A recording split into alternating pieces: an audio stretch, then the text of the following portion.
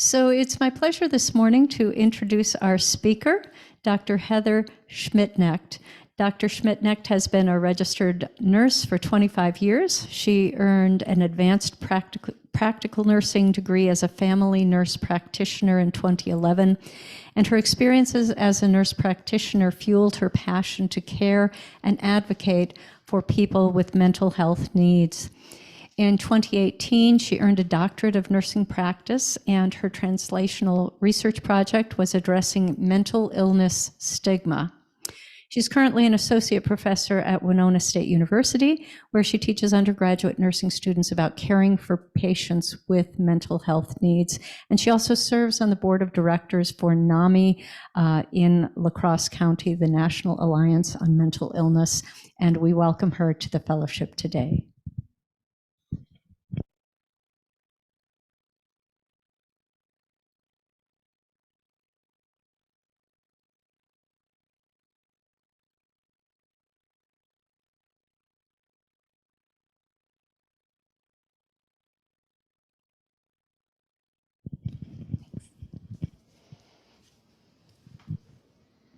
Hello.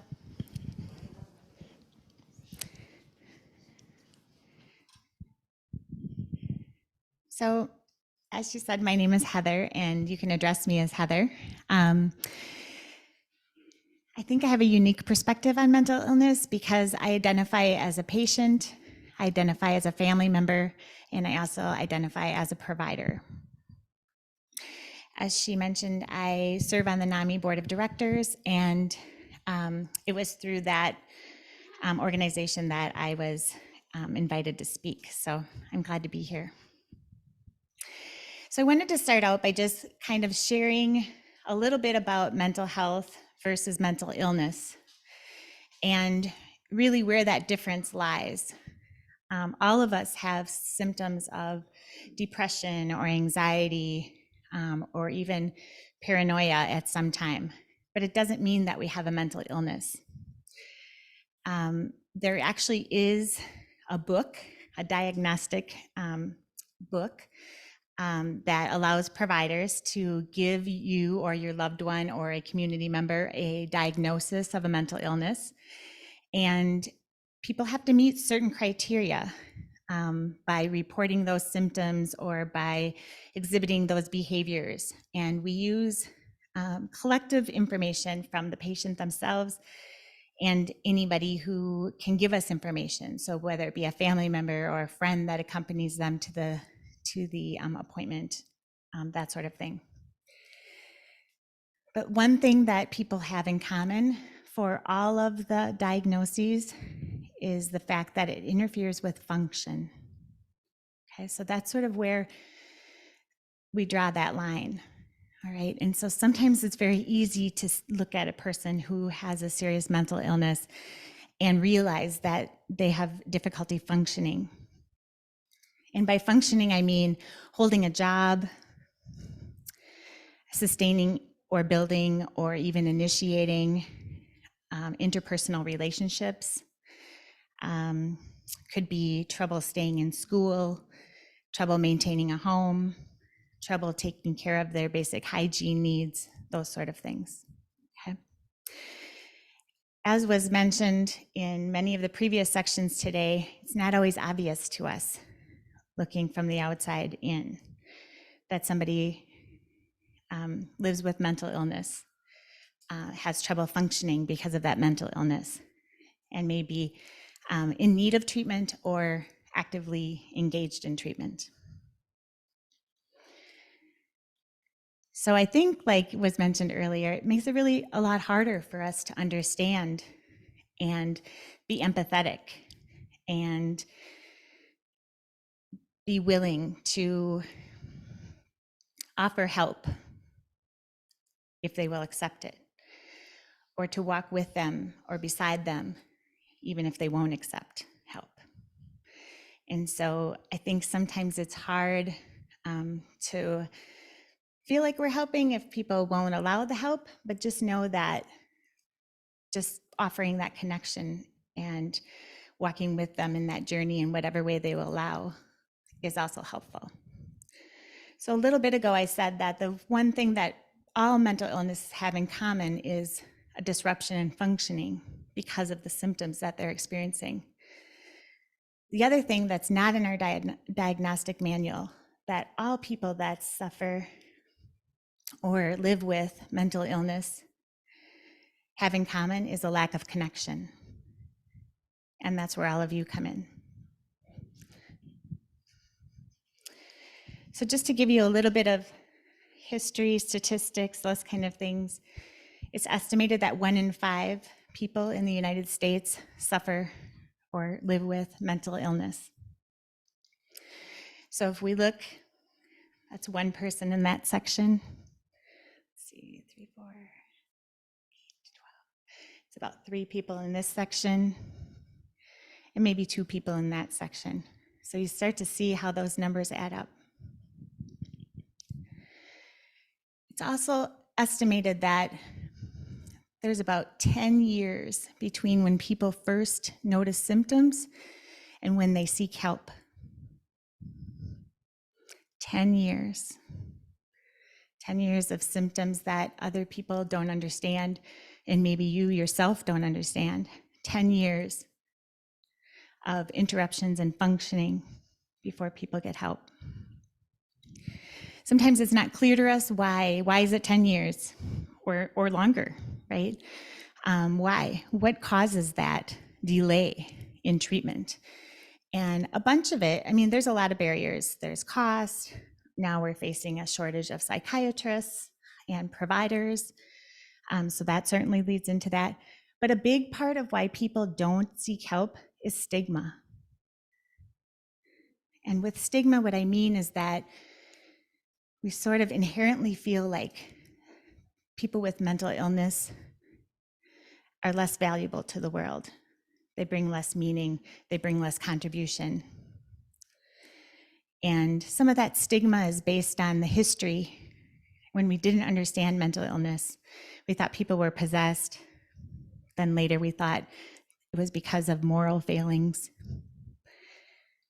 And now we know a lot more than we did. We still don't know all we need to know, but we know a lot more than we used to. And we know that there are biological components to why people get mental illness. There are things that happen to them or that they experienced in their environment, either growing up or even as an adult. And there are other outside influences like exposure to drugs and alcohol, exposure to infections, exposure to processed foods, those kind of things. We don't have all the pieces figured out yet, but we know it isn't just one thing.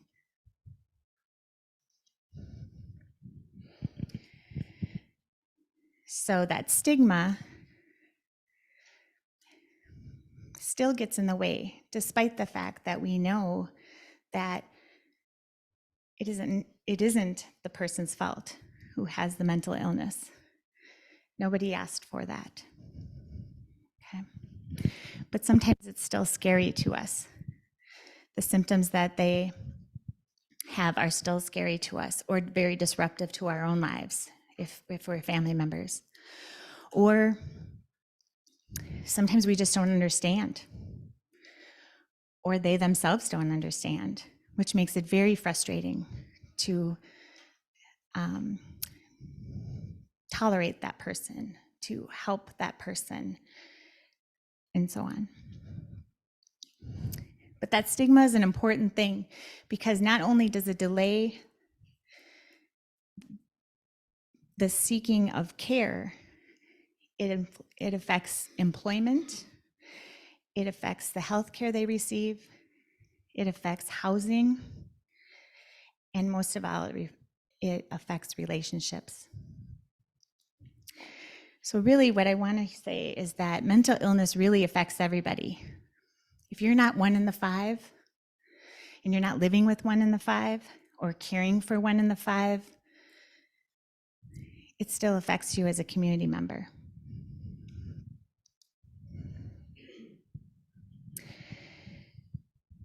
So I'd like to talk about courage. In reading through some of the things that Reverend Bruce sent to me that I think your congregation has also gotten on courage. They talked about going outside of your comfort zone and reaching for more, even though it's scary, even though you're comfortable where you're at. And so I'd like to offer some suggestions on how to practice courage to the individual, to the family member, and also to the community member. For the individual,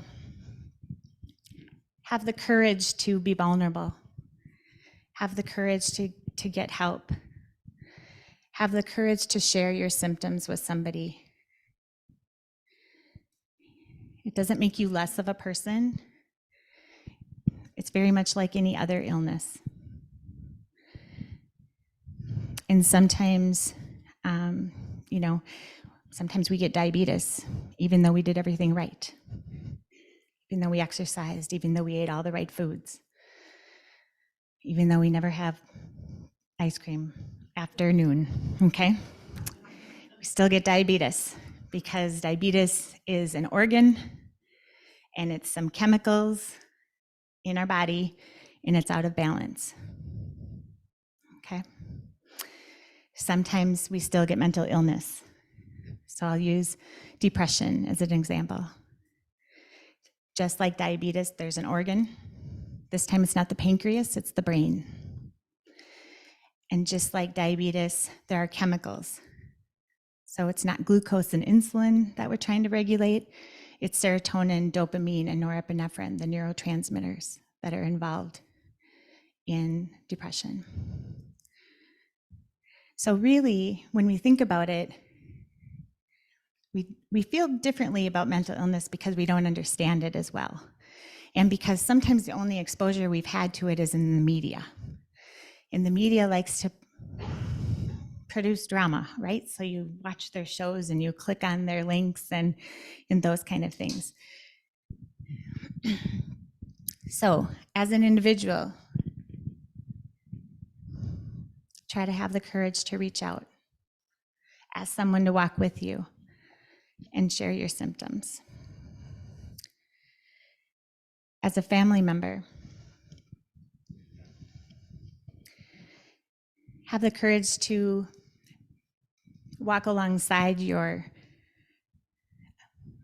family member.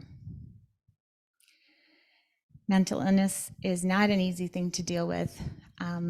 Many of our illnesses have a sense of hopelessness, a sense of things will never get better, it will always be like this. And sometimes we need to have hope for them. We need to keep bringing that positive word of comfort, those positive words of reassurance, those offers of help. And even if they're rejected, are still meaningful. And as a community member, have the courage to call 911 if you see somebody in need of help. Have the courage to offer, can I help you? Even though you don't know how to help, okay? You could say, how can I help you? Okay. And as a community member, look for opportunities to learn about mental illness. Volunteer at the Warming Center. You'll surely see it there because we see it here in your congregation. We see it in your neighbors. We see it in your schools. We see it in your employers, right? It's everywhere. It's everywhere. So take the opportunity to get to know mental illness in whichever way you feel most courageous. Now, some of you have probably noticed that I brought a casserole. It's not a real casserole. I mean, it's not, there's nothing in it. Well, there is stuff in it, but it's nothing edible. This casserole dish is doubling as my purse today. But, so, I brought a casserole dish today because as part of the NAMI programs that we offer, and just in general, the message that we send with NAMI, it was once said that mental illness is not a casserole illness. So if you have a neighbor that broke their leg, had a surgery, was in the hospital for a while, maybe lost a family member because of cancer or a horrible accident, we often bring a casserole, right?